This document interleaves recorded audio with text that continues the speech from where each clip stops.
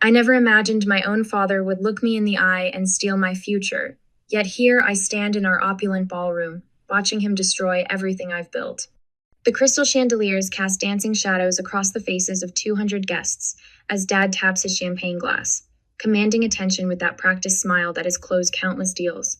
My heart still thrums with pride from the earlier speeches celebrating Hayes Interior's incredible growth.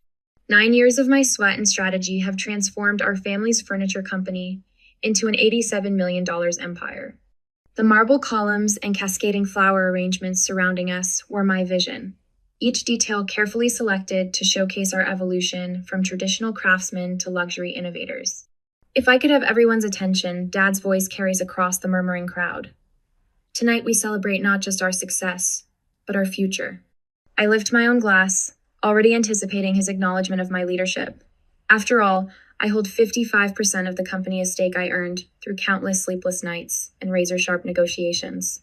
It gives me great pleasure to announce that my son, Connor Hayes, will be assuming the role of CEO effective immediately. The champagne turns to acid in my throat. Around me, glasses clink in celebration while my fingers go numb. Connor steps forward, beaming, his designer suit perfectly pressed despite the fact he's never stayed late enough at the office to wrinkle one. "Thank you, Dad," he says, radiating the effortless charm that's carried him through life while I fought for every inch. I'm honored to lead Hayes Interiors into its next chapter. My chest tightens as memories flood back unbidden. The night I secured the Morrison account, pacing my office at 3 a.m., rehearsing every detail until the presentation was flawless. The summer I flew between 3 countries in 5 days, building relationships with artisanal craftsmen while Connor posted poolside photos from the Hamptons. The endless board meetings where I defended every innovation, every risk, every step forward while Dad and Connor watched from the sidelines. I scanned the crowd, catching the carefully averted gazes of board members who've witnessed my dedication firsthand. Lisa Morgan, our CFO, meets my eye for a fraction of a second long enough to see the apology there. Their silence speaks volumes. They knew. They all knew, and no one warned me. A server passes with fresh champagne. I grab a glass to steady my trembling hands, the cut crystal cool against my palm. Across the room, I watch the subtle dance of power shifting. Board member James Chen leans in close to Connor, all smiles and congratulations, though just last week he'd criticized my brother's lack of industry knowledge. Dad works the room with calculated precision, his hand on the small of backs, his laugh just loud enough to draw attention. The pieces click into place with sickening clarity. Every time they dismiss my ideas as too aggressive, every patronizing pat on the head when I pushed for modernization. They never saw me as a leader. I was just keeping the seat warm. To the future of Hayes Interiors. Dad raises his glass.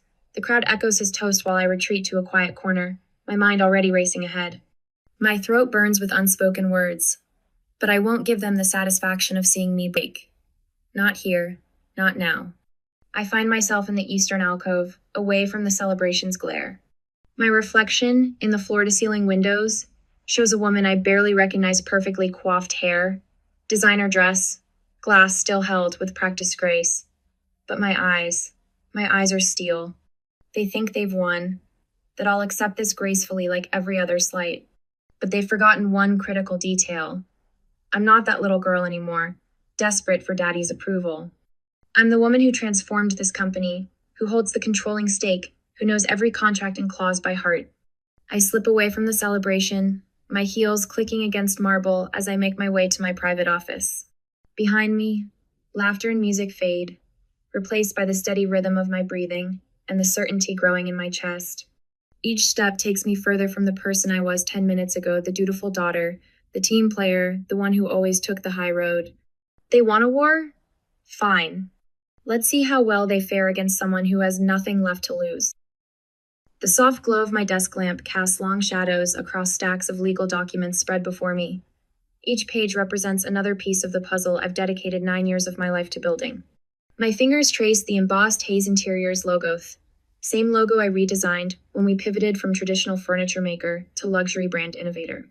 I've been here for hours, methodically reviewing every contract, every amendment, every careful notation I've made over the years. The weight of what happened at the gala still sits heavy in my chest, but I refuse to let emotion cloud my judgment. Not now. Not when there's too much at stake. A dog-eared clause in our company bylaws catches my eye. I leaned forward, my heart beginning to race as I read the text again, then again. The language is crystal clear. My 55% controlling stake cannot be overridden without explicit written consent. Son of a bitch, I whisper, the pieces clicking into place. They didn't just betray meth, they broke the law. Memories flood back unbidden. 3 years ago, Dad's patronizing smile as he dismissed my proposal to expand into custom installations. It's too risky, sweetheart. Let's stick to what we know. 2 months later, I landed the Morrison account anyway, proving him wrong. But instead of pride, I saw something else flash in his eyes. Fear. The monitor's glare illuminates another document board meeting minutes from 6 months ago. Connor hadn't even attended, too busy posting photos from his yacht in St. Tropez while I negotiated with artisans in Milan. Yet here's his signature, authorizing major policy changes I never saw. My jaw clenches as I uncover more discrepancies. Backdated contracts, circular approvals, a systematic effort to undermine my authority while maintaining the illusion of inclusion. Dad's fingerprints are all over it, the same tactics he's used to close deals for decades. A knock at my door breaks my concentration. Lisa Morgan, our CFO, steps in waiting for a response. Smart woman. She's been with Hayes Interiors longer than I have, seen every power play my father's orchestrated. I thought I'd find you here, she says, closing the door behind her. Her eyes dart to the papers spread across my desk. Found anything interesting? I hold up the bylaws. Did you know about this? She meets my gaze steadily. I had my suspicions. Jonathan's been pushing the boundaries for months, testing how far he could go without triggering legal oversight. And Connor? A puppet, Lisa says, settling into the chair across from me. Your father's been grooming him, teaching him just enough to maintain appearances. But everyone knows who really built this company. She pauses, choosing her words carefully. Charlotte, there are others who see what's happening. Board members who respect what you've accomplished. I lean back, studying her face. In the harsh office lighting, I can see the weight of unspoken words in her expression. How long have they been planning this? The groundwork started after the Morrison deal, when you proved you could innovate without his approval. She pulls a folder from her briefcase. You might want to see these too. My hands don't shake as I open the folder, but my stomach twists at what I find inside. Financial records, carefully annotated with Lisa's precise handwriting, showing systematic manipulation dating back months. Each entry represents another betrayal, another calculated move in my father's grand chess game. A message flashes on my computer screen and email from James Chen, one of our senior board members. The subject line reads simply, "When you're ready to fight back." I close my eyes for a moment, feeling the weight of decisions yet to come. When I open them, Lisa is watching me with quiet intensity. You know this isn't just about you anymore, she says softly. Hayes Interiors employs over 300 people. Your father's leadership style. It's from a different era. We need innovation to survive, not regression. Before I can respond, my assistant hurries in, an unmarked envelope in her trembling hands. This just arrived for you, she says, glancing nervously at Lisa. Hand, delivered. The envelope is heavy, sealed with wax in an old-fashioned style I recognize immediately. Dad's signature touch-of-power move disguised as tradition. Inside, a single document makes my blood run cold. What is it?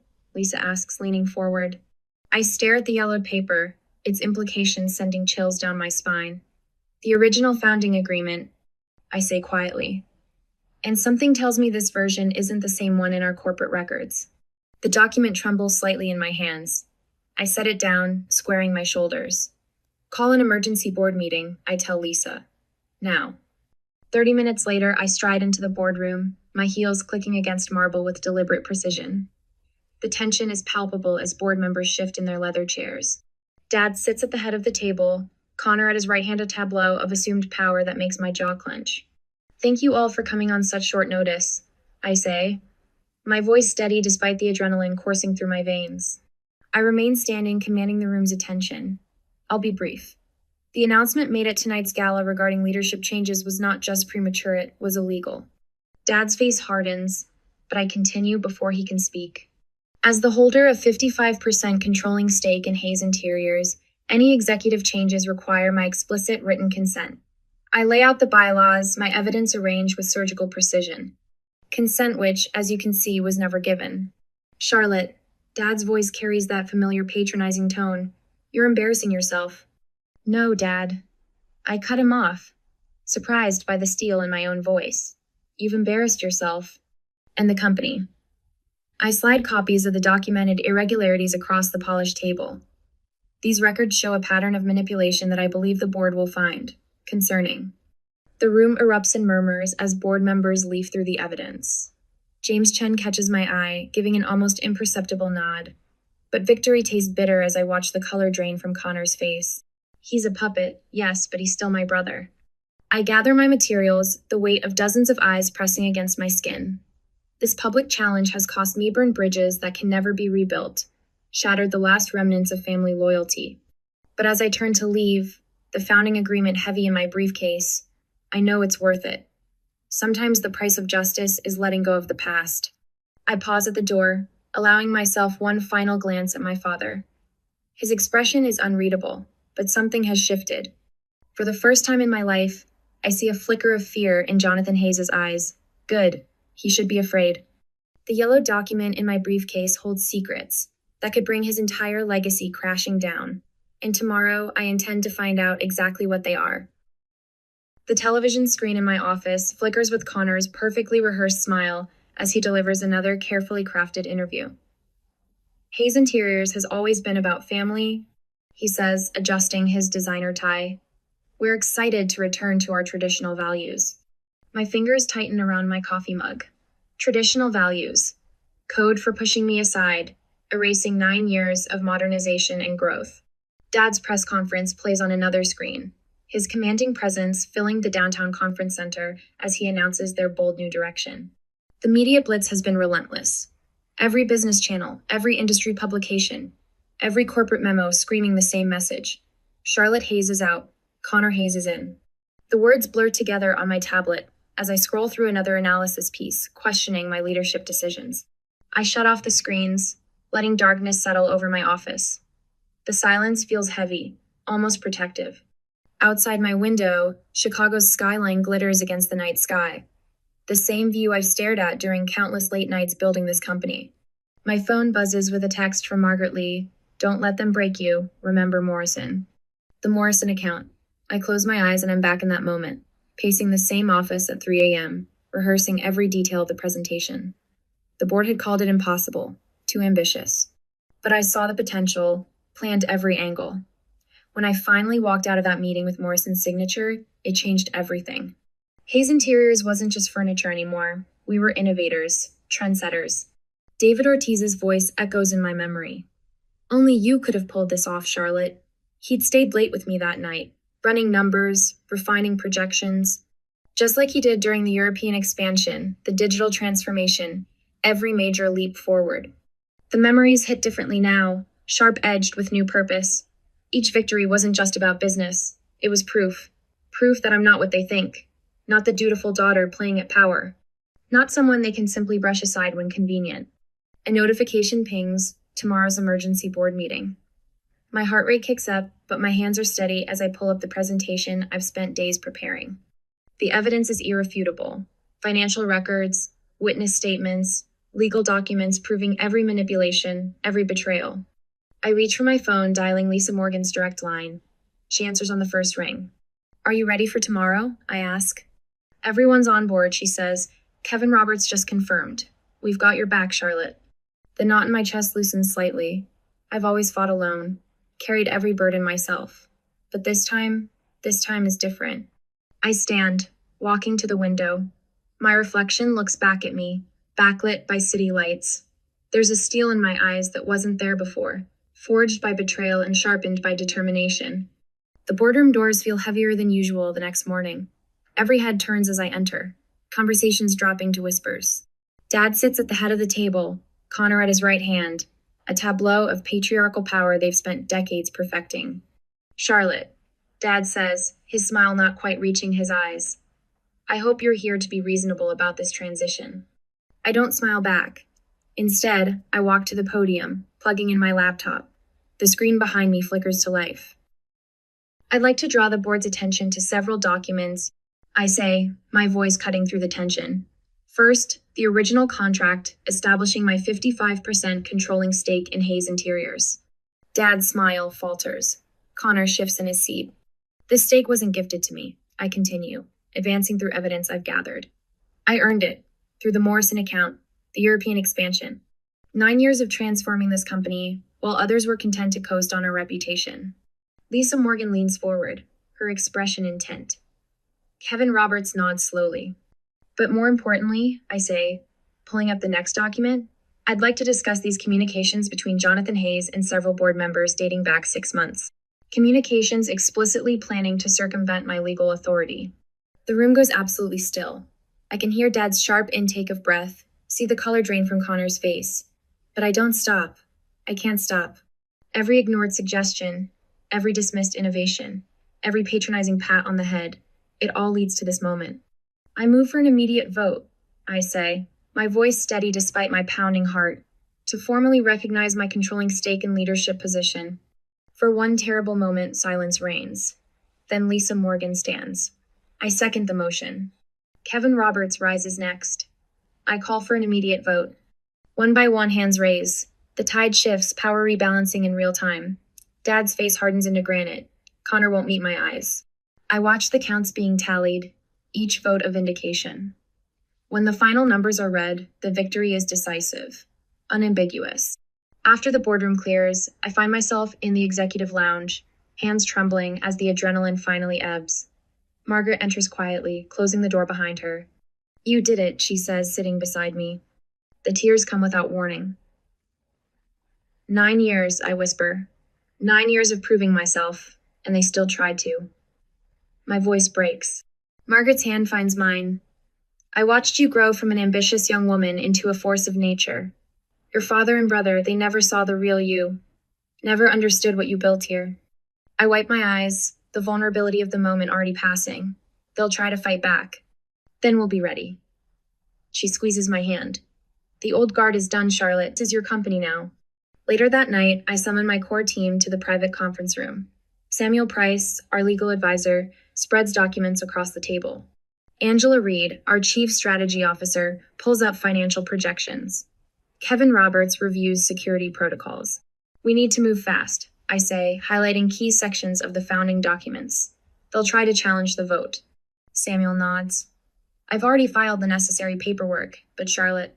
He pauses, pulling out a weathered folder. There's something else. Something in the original company charter that your father tried to bury. My pulse quickens as I open the folder. The paper is old, the legal language dense, but one clause stands out like a beacon. Is this what I think it is? I ask, my voice barely above a whisper. Samuel's eyes meet mine. This changes everything. Your father's entire claim to Hayes Interiors. He lets the implications hang in the air. I close the folder, my mind already racing with possibilities. Dad thought he was playing chess while holding all the pieces. But he never knew about this move, the one that could end the game entirely. Dawn breaks over Chicago's skyline as I stride into the private conference room on Hayes Interior's top floor. The early morning light catches the polished mahogany table where my most trusted allies await. Lisa Morgan, our razor-sharp CFO, Samuel Price, legal counsel with a spine of steel, and Kevin Roberts, whose operational expertise has kept us ahead of our competitors for years. By the end of today, I say, placing my leather portfolio on the table, Hayes Interiors will know the truth. The words carry weight in the hushed room. We've been planning this moment for weeks, each piece carefully arranged like the custom furniture collections I've curated over 9 years of building this company. Lisa spreads financial documents across the table, her manicured nails tapping against damning spreadsheets. These records show systematic mismanagement under Jonathan's oversight. The board can't ignore this. They won't have time to ignore it, Samuel adds, his voice carrying the quiet confidence of someone holding a winning hand. I've prepared the legal documents. Once filed, they'll force an emergency board meeting. The tension in the room shifts to something electric, alive with possibility. Kevin leans forward, his usually reserved demeanor charged with purpose. My team is ready. The moment you give the signal, we'll have support from every department head who's watched you build this company. Outside the floor-to-ceiling windows, clouds gather over Lake Michigan. A storm is coming. How fitting. Dad's desperate moves come faster than expected. By mid-morning, a company-wide email from him floods every inbox at Hayes Interiors. I read it on my phone, jaw clenching at his carefully crafted lies about being the true visionary behind our success.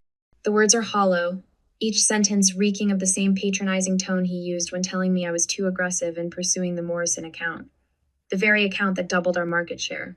On the mounted television in my office, Connor appears on Bloomberg Business, his rehearsed smile not quite reaching his eyes as he declares himself the natural successor to the Hayes legacy. I notice the slight tremor in his hand as he adjusts his tie, a tell from childhood that always betrayed his uncertainty. Charlotte, Lisa appears in my doorway, tablet in hand. You need to see this. A whistleblower has leaked internal emails to industry blogs. The timestamp shows it happening minutes after Connor's interview began. I scan the contents, watching years of Dad's manipulations unfold in black and white. The comment sections are already filling with industry insiders questioning Connor's qualifications. My phone buzzes with messages from employees, their loyalty finally finding voice. We stand with Charlotte, reads one. Time for real leadership, says another. A smile tugs at my lips. They've played right into my hands. The Hayes Interiors boardroom has hosted countless power plays over the years, but none quite like this. Dad sits at the head of the table, my table, attempting to control what he thinks will be a routine meeting about the transition of power. I let him speak for exactly 3 minutes before rising from my seat, the click of my heels against marble echoes as I walk to the front of the room. Without a word, I press a button on the remote. The massive screen behind me flares to life. 9 years of financial records, leaked communications, and confidential reports cascade across the display. Each document is a nail in the coffin of their credibility, proof of Dad's systematic undermining of my initiatives, evidence of Connor's complete lack of involvement in key decisions, records of secret meetings planning my ouster. Gasps ripple through the room. I see the blood drain from Dad's face as he recognizes his own signature on documents he thought were buried forever. Connor shifts in his seat, his confident facade cracking as board members turn to stare at him. For 9 years, I say, my voice steady, I have transformed Hayes Interiors from a regional furniture company into an $87 million empire. While some were planning my removal, I was planning our future. Lisa stands, her voice cutting through the tension. The financial records speak for themselves. Every major growth initiative, every successful expansion, all originated with Charlotte. Kevin rises next, his quiet authority commanding attention. Our operational success, our innovation in the market, it's all been under Charlotte's leadership. One by one, board members and executives who've witnessed my dedication find their voices. The very people Dad and Connor thought they had in their pocket now turn against them. Years of resentment finally breaking free. The tide turns with shocking speed. I watch Dad's carefully constructed world crumble, his eyes darting between formerly loyal faces now turned cold. Connor's usual smirk has vanished, replaced by something closer to panic as he realizes Dad's influence can't save him anymore. I stand at the front of the room, spine straight, watching the power shift happen in real time. This company deserves leadership based on merit, not manipulation. I declare, letting my gaze meet each person in the room. The words land with finality. In the heavy silence that follows, I can already see tomorrow's headlines taking shape. And this is only the beginning. The convention center thrums with nervous energy as Dad takes the podium, his practiced smile betraying the desperation behind his eyes.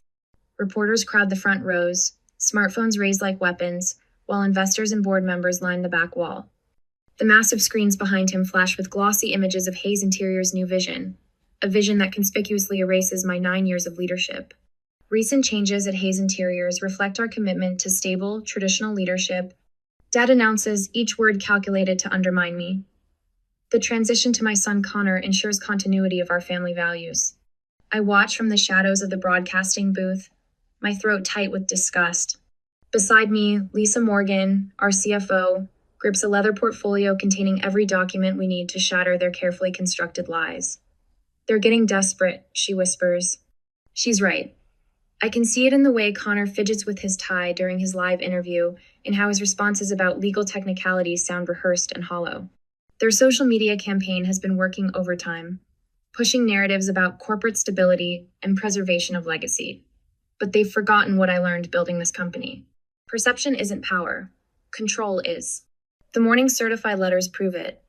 Dad's legal team has been busy, sending ominous warnings to board members about potential litigation risks and fiduciary obligations.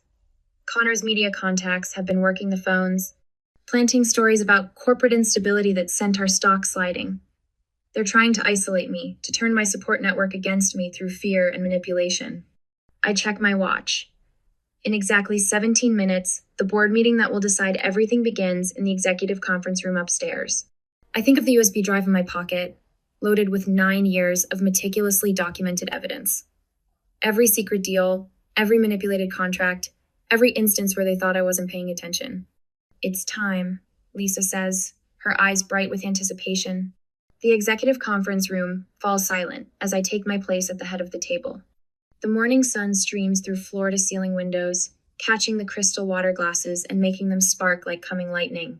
Dad sits to my right, Connor to my left, both radiating false confidence. The rest of the board waits, tension crackling in the air. I don't speak immediately. Instead, I carefully remove my laptop, connect it to the room's display system, and meet each person's gaze. Some look away, others hold firm. I've memorized where each one stand who stayed loyal, who wavered, who sold out to the highest bidder. Before we begin today's vote, I say, my voice steady and clear, I'd like to share some information that affects every person in this room.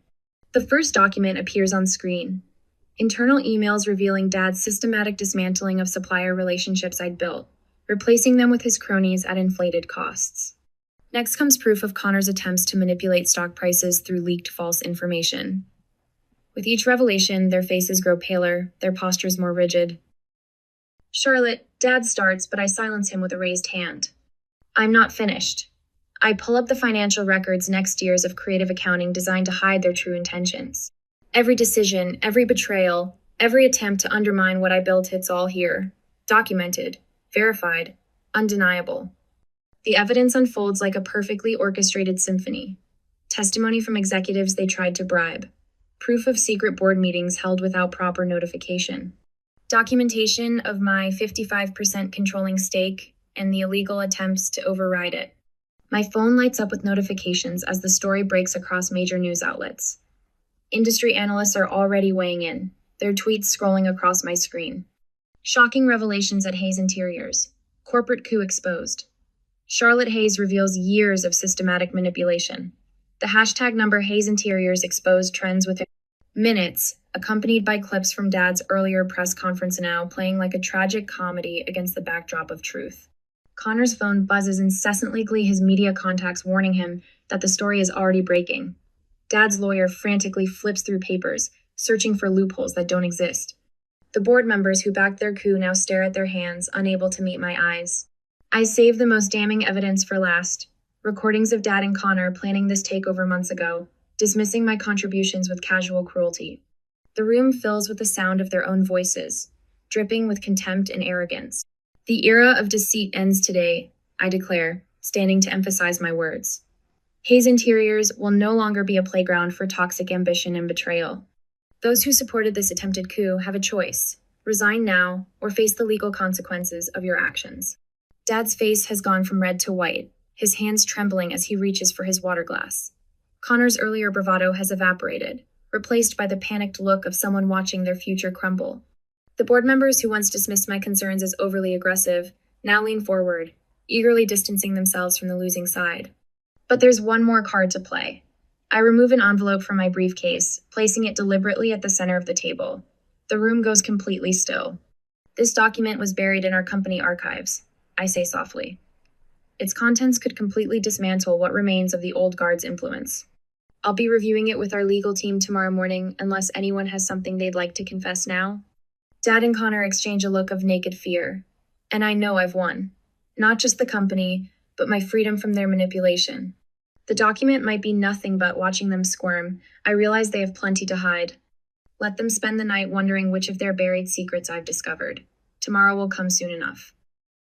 The early morning sun streaks through the floor-to-ceiling windows of Hayes Interior's redesigned headquarters, casting long shadows across my private office.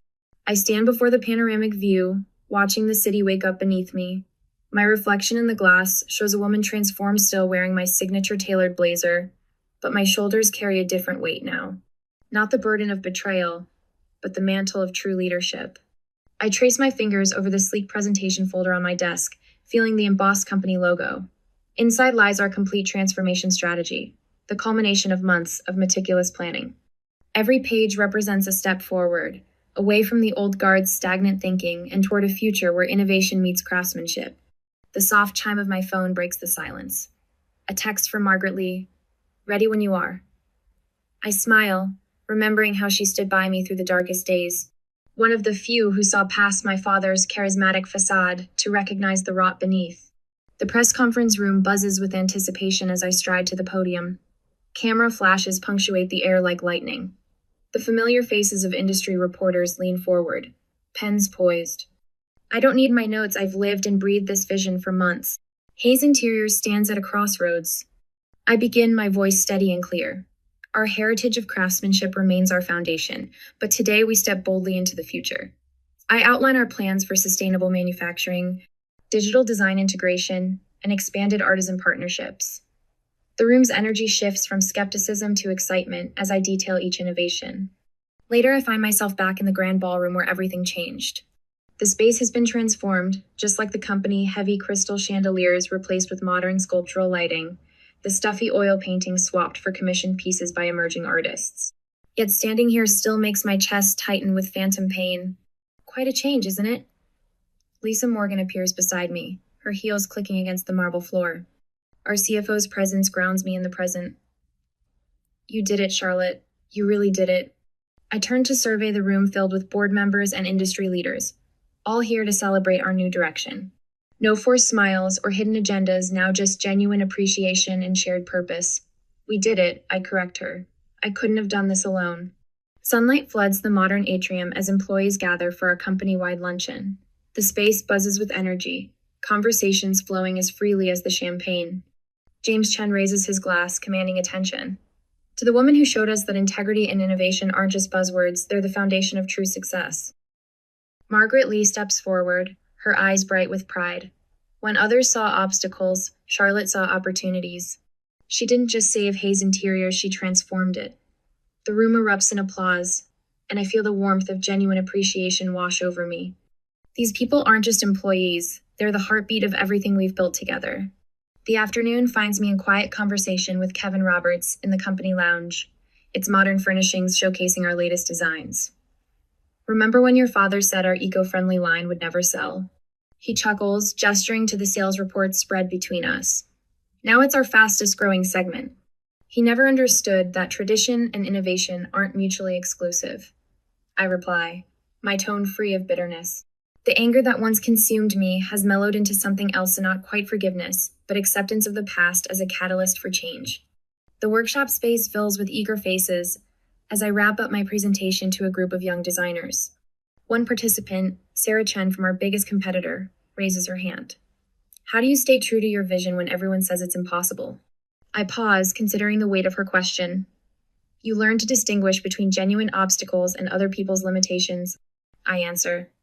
And you find allies who believe in that vision as much as you do. The setting sun paints the city in shades of amber as I stand in our newly renovated boardroom. The space epitomizes our transformation clean lines and cutting-edge technology seamlessly integrated with handcrafted details.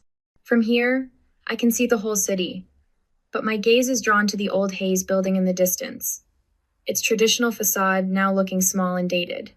My phone buzzes with a message from our head of innovation. The latest prototype tests exceeded expectations. A smile tugs at my lips as I think about tomorrow's investor meeting, where we'll unveil the next phase of our evolution. The future stretches out before me, full of possibility. 9 months ago, I stood in a different room, watching my father try to steal my legacy. He never understood that Hayes Interiors wasn't his to give away. It belonged to those who would shepherd it into the future. Now, looking out over the glittering cityscape, I know with absolute certainty that the best revenge isn't destruction, it's evolution.